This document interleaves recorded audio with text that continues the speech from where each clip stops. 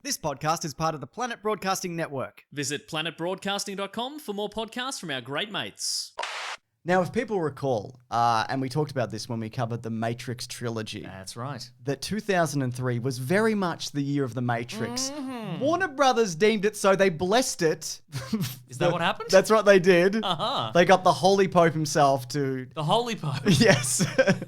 To step down from the tower that he lives in or whatever, and he blessed it the year of the Matrix. That's incredible. I know. And believable, too. Yeah, that's right, exactly. That sort of stuff happened in the early 2000s, you know? It certainly did. Simpler times. Yeah. And if you could leave a like on this video, because we are looking at a very particular... piece of intellectual property. Thank you. Piece of content. Piece of content. Covering the Matrix, specifically the Animatrix. Now, this was released in June of 2003. Or as I like to call it, the Matrix Weevolutions. Oh, that's very good. We did it, folks. Was that the joke you told me that you were going to... Yes. I've had it in the chamber. A week ago, you months. said, I've got a great joke. And that was it. And that was if it. in fact you think that is a great joke, if it's not, I have to think of something else by the end of the video and say it was. Leave a comment. We'll see if it's a great joke. Okay. So this was... Because of the weebs, James. Because of the weebs, yeah. Oh my God, this is Weeb City, mate. This whole thing. The Pope came down from up high and he went, this is disgusting. This is Weeb City. The diametric opposite of Vatican City. Weeb City. Although, is all of this technically anime? Well, we'll talk about that because right. I just want to mention the release and how this got started. So basically... Speaking about weebs, having a release. I'm bloody wrong, mate. So basically in June of 2003, and this was just after The Matrix Reloaded, they released this anthology of 9 short stories with different animation styles. They got mostly Japanese creators for this. They got the guy from Cowboy Bebop, the dude behind Aeon Flux, the creator of Final Fantasy Spirits Within. Which one do you think that might be, do you think? If you had to guess. Probably the... Which one looks exactly like Final Fantasy Spirits Within, Mason? It's the 3D one. It's the first one. Yeah, it's the first one. The first part, yeah. So the development of this began roughly in 1999 when the Wachowskis were doing like a world tour for The Matrix and they visited Japan and they wanted to visit a lot of animation houses because obviously, and we talked about this, so much of The Matrix is informed by anime. Well, a lot of things, but a lot of it is anime, and a lot of people who worked in anime were very impressed that they were able to translate so much of that to live action. Yeah, right. You know? So, you know what I mean? And the Wachowskis wrote some of these. Yes. Because some of these tie directly into the previous movie and then the subsequent sequels. Correct. The first one, Final Flight of the Osiris, Yes. that essentially is the story of how the human rebels discover that the machines are... They know the big drill is coming. They know the big drill is They coming. saw the big drill and they told them, they made a phone call and said, big drill coming your way. 4 kilometers down, they said. They use kilometers in the world of the Matrix. And I respect, well, they were filmed in Sydney, so that makes sense, doesn't That's it? right, yeah. And schooners. They use kilometers and schooners as units of measurement. So they were initially thinking, Joel Silver, who produced this, so like, do we do this as a TV show? Do we do this as like an animated movie? What are we going to do? Do we put it on streaming? And they're like, that doesn't exist yet. Joel Silver, you're well ahead of your time. We appreciate that, but you are lost in the weeds of this. Can we make it webisodes? Can we put it on a CD-ROM that we put in a cereal packet? And you open it up and maybe you get one you liked, and maybe you get the Aeon Flux one, which I didn't really like that much. Yeah, not a great ending, I would say. Kind of a doughter. But look, to be fair, I think most of these... Oh man, I got the one where the guy's a runner or something and he wants to be a runner. I got 4 of these now. I liked the guy that... That's all right. To be fair, like, I didn't dislike any of these, really. And I think it was a very good idea to put basically money and effort into this because there is a shocking amount of effort that went into this. Like, you'd think, for a lot of stuff that something's coming out. Remember when we talked about Mortal Kombat and they went, yeah, we did like an animated prequel series. Who gives a shit? This is nearly 20 years old. Yeah. But it still looks incredible. The first one especially. Yeah. Like, that stands up today. Final Fantasy Spirits Within. Look, I wouldn't say the first one in terms of like its storytelling. I don't think it's the best. And look, I think, there are dated like character models in that. But you look at like the world that they created and you look at like the Sentinels and the flying ships and the electricity. It just looks like a movie quality thing. That's true. That one actually, you might know this, Mason. Uh-oh, here we go. So The Final Flight of the Osiris was originally shown as a standalone piece in the theatrical release for The Matrix Reloaded, preceding the main film. So this helped provide background information on how the humans first found out about the machine threat to Zion, as you mentioned. And here's something I want to ask you. You were a massive Matrix fan, not just in the Year of the Matrix, but just all years around Year of the Matrix, correct? Yeah, and I was absolutely a fan of the Matrix, and prior to that, I was a fan of all the stuff that the Wachowskis ripped off to make the Matrix. Absolutely. So yeah. So were you such a big fan that you went and saw the Stephen King adaptation of Dreamcatcher, which played this beforehand? Let me tell you this. No. Wow. Well, then you're not really a big fan, are you? No. Of the works of Stephen King, specifically Dreamcatcher. It's about an alien and... I still haven't seen it, to be Still haven't honest. seen it? And there's a TV show now, I think, as well. Probably. Is it related or is it just called the same thing? Oh, no, I was thinking of a different TV show. Okay, great. Yeah. I love TV. I was thinking of The Good Place. Oh, yeah. No, That's that's... just... I mean, they're not completely dissimilar. That's you could true. find some similarities, I could, yeah. reckon. Yeah. On the topic of that Final Fantasy one, they actually did an animation test where they took the main character from the Final Fantasy movie, whoever that was, and had them like do a somersault over a sentinel. Like that was kind of like we could probably do this. We could probably give this a go. Can we make them cut each other's clothes off in a very erotic way? It's weird. Why'd they do that bit? It's the weirdest thing in this, I reckon. We don't know what the future society's like. Maybe that's... Look, ultimately, that's all they got left, right? Yeah. Erotic cutting. Erotic.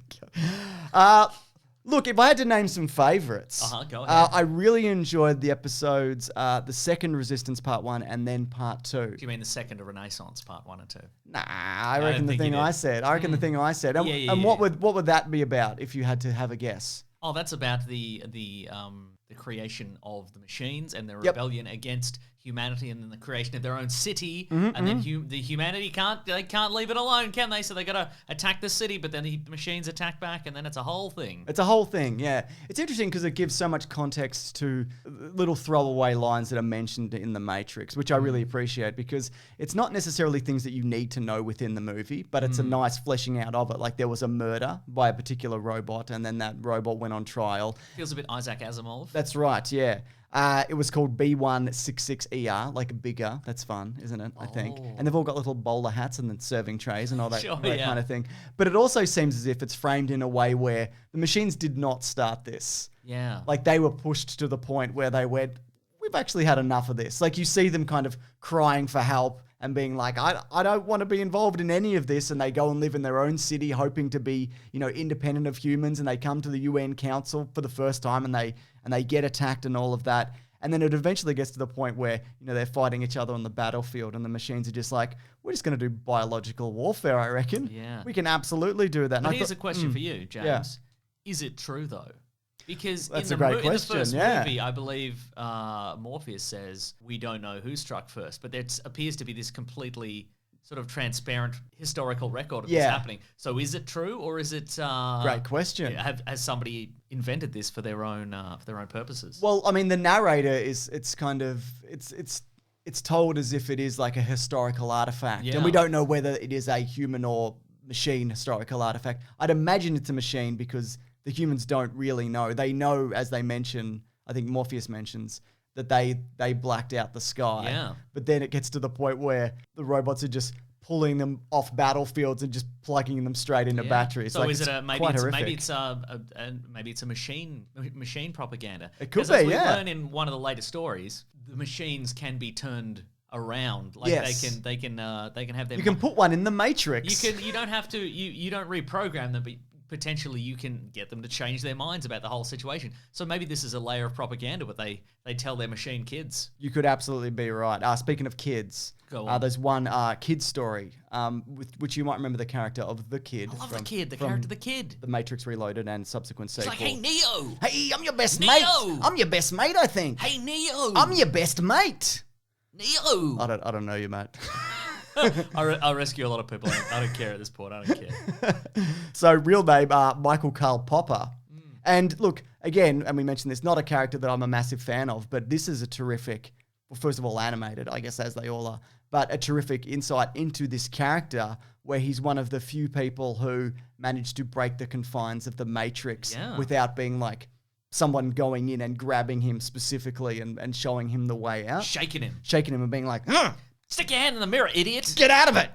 Bloody get out of it. There's also one called Program where it's like an ancient Japanese simulation. Oh, yes. Where there's a fight. There's a big samurai fight. And big it turns out samurai to fight, be a test and whatever. Where, to say like, why don't you bloody go back into the Matrix? It's going to be cool. We're going to hang out together in the Matrix. Do you think that one implies that you can die within a program? Because I've always wondered, like I know you can die in the Matrix, but if you're just in a program and it doesn't have, say, like a big asphalt floor that can like catch you, you know what I mean? Like when we saw in the movie. Yeah. Will it kill you? Probably a setting for it. Yeah, it's just a switch. It's just a switch. Yeah, you wouldn't want to like lean on it. Like, or like it's a microtransaction. You don't want to die. You have to pay 99 cents every time you fall off a building.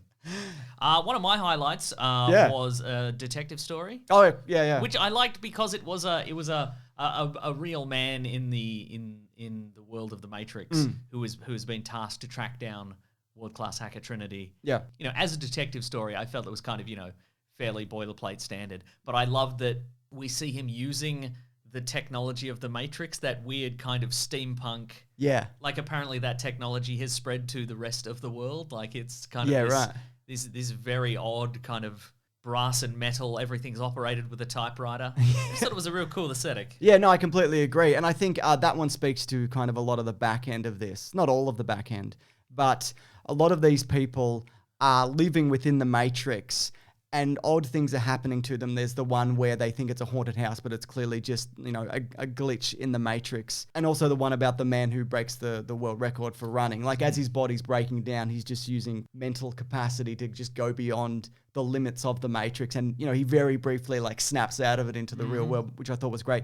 But all these people are seeing these things and they know something is wrong and nobody's telling them. And so they're trying to make sense of the information that they are, being subjected to. I thought that was a really interesting perspective and not just like, because look, you could have gone into this and go, here's another guy, he's a guy like Neo and he's just got a coat and he's got to go in and he's got to break into or whatever and he's got an agent, it's not Smith, but he looks like Smith and whatever. You could have easily done that with this, Yeah. Yeah, and I think, I don't know whether that is like an off-putting thing for this, but I think as a result of that, it does stand more of the test of time because it's not just a knockoff where it's just like, this is, like the straight to DVD animated, adaptation of the Matrix, you know what I mean? Just like a side story and whatever. Yeah. This is kind of like it's not the Asylum knockoff, Dot Matrix. Exactly.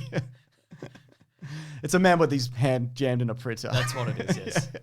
One thing that I did find was weird. Not in itself that it was weird. It sort of shocked me that it's never had any ramifications in the real world. In the kid's story, he escapes the Matrix by leaping off a building to his death. Yeah. And I'm sort of amazed that no one tried that in the real world. It seems like a very... This is an intervention, James. Don't leap off a building. I know you're currently on a building and you're still recording this video, which I respect. But for content, but don't do it. Fine, I won't do it. It's a fictional story. It's not going to happen. Here's a question for you, though. Go on. What order do you think people should watch all of the Matrix materials? Because you could very well go like... you start with the origin of the man and machine war and go up from there. But then I think that spoils the reveal of the first Matrix movie. So how would you say you should watch this? James, people have debated this endlessly, not only with the Matrix, but with Star Wars, with the Marvel Cinematic Universe. With the Mummy movies. Do you start with the Tom Cruise one? Etc. Yes. But I would say, watch them in the order they got released in. See, I would say that with all of them. I would change that slightly. I would say that watch the first Matrix, watch these, and then go into Reloaded because there is a lot of... Isn't that the order they came out No, Reloaded came first. Oh, did it? Oh, okay, in that case, that order. Do that thing. Yeah, do that thing that I said? Yeah, terrific. So it goes the Matrix, Animatrix, Matrix Reloaded, Matrix Revolutions, Matrix New Matrix. Yeah. Matrix John Wick Hair Matrix. Where do we put the video games? In the bin. Got him! Well, that's a great question because do people want us to come back and talk about Enter the Matrix? We said that we might, but of course, the time is running out towards the end of the year. True. So let us know if you do want to look at that. That is a real oddity in itself because it actually it made use of Warner Brothers filming 2 movies back to back and just went, let's also do a video game while we're here. Why not? But funnily enough, this sold 2.7 million copies, grossing $68 million in sales revenue the year it came out, which is pretty phenomenal. And if you were to get a box set, Mason, of The Matrix, would you bloody expect this to be there? In the shape of Morpheus's head? Yes. Crack it open. Crack it open. Pull out those DVDs. I'd like to see it in there. Yeah. And are you going to present me with it now? Or? No, we're waiting. The Pope needs to I see, right. decree whether We're bringing that that is bit back. We're bringing that bit back. Okay, cool. Yeah. Well, then you bought a joke and I bought a joke. Okay, great. You brought the Pope. Tell us below which is the better joke. Look, I know it's not mine. You don't have to say it, all right? Anyways, this has been Caravan of Garbage. We do this every week. A little bit shorter this one, but what do? You know what I mean? That's right. What absolutely do you do? Well, you know what you can do? You can actually have a hint towards next week. Here we bloody go. Wow. Whoa. Incredible. It's a Boba Fett video game, I think. Oh. I'm going to bloody record that, mate. I'll tell you that much. I'll bloody give you the hot tip. I'll give you the bloody word. I'll let you know, Mason. I'll let you know. Go on.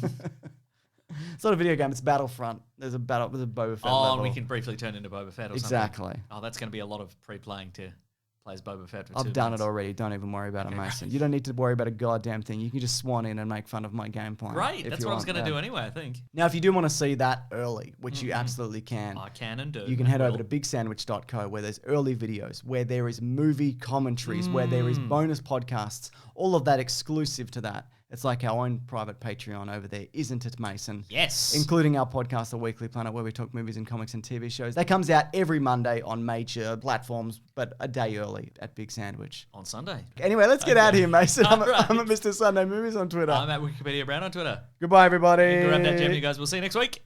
This podcast is part of the Planet Broadcasting Network. Visit planetbroadcasting.com for more podcasts from our great mates. I mean, if you want. It's up to you.